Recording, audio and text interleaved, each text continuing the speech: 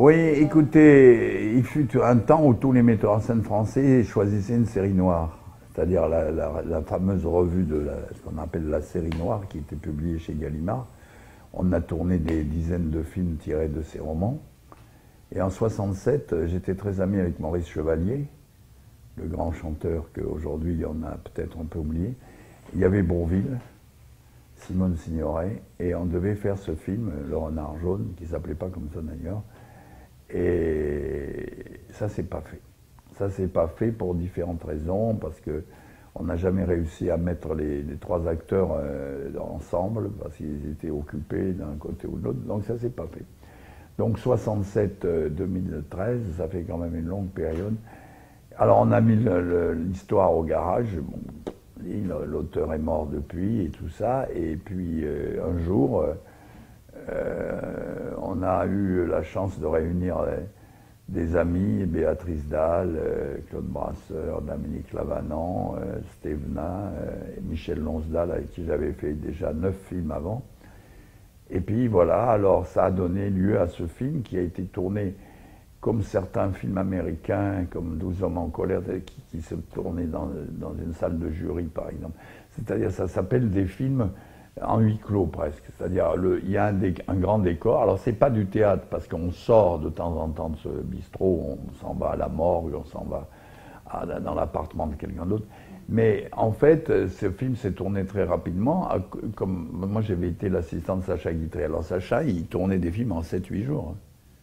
Alors, il était terrible. Alors, on n'avait même pas le temps de se retourner que le film était fini.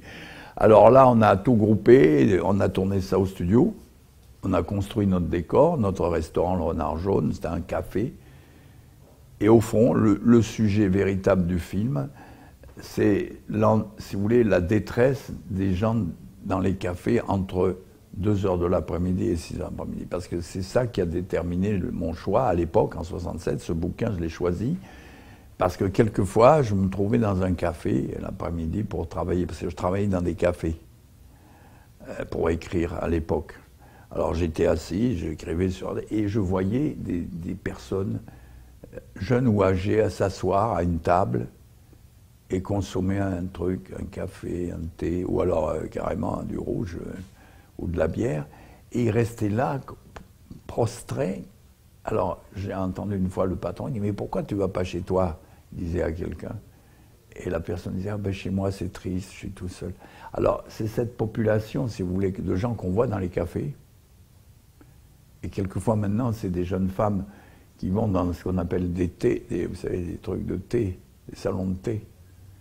Parce que, surtout en banlieue, parce que les femmes qui ne travaillent pas, quand elles ont fait, les enfants sont partis à l'école, elles ont préparé à manger, elles ont fait la lessive, elles se retrouvent l'après-midi, qu'est-ce qu'elles font?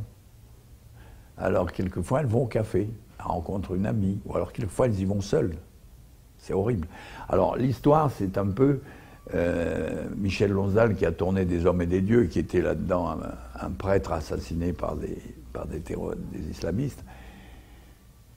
Là, il n'est pas un prêtre, c'est pas un prêtre, mais c'est tout de même un prêtre laïque, c'est-à-dire c'est un type qui aime les gens, donc comme les prêtres, donc il aime les gens, et comme il aime les gens, il va essayer de les libérer de cette détresse dans laquelle ils sont. Alors le film, disons, il vaut surtout par les acteurs et leurs scènes entre eux, quoi. C'est-à-dire c'est des grandes scènes de comédiens. Donc voilà, alors c'est un film policier aussi, dans la mesure où on ne sait pas qui est l'assassin. On assassine Boringer, qui est une ordure terrible, qu'on voit au début, il insulte tout le monde, etc. Il a beaucoup d'ennemis, alors on ne sait pas qui c'est qui l'a tué.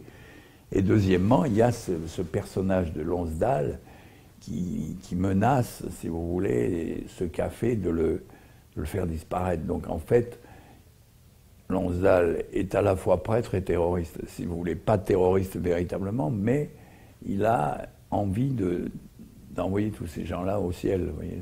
Alors est-ce qu'il va y réussir ou pas? C'est le deuxième suspense du film. Qui est l'assassin, premièrement? Deuxièmement, est-ce que le café va sauter ou il ne va pas sauter? Parce qu'il a mis une bombe, mais elle est tout le temps déplacée, parce que comme il y a deux jeunes qui arrivent, il ne veut pas faire sauter les jeunes.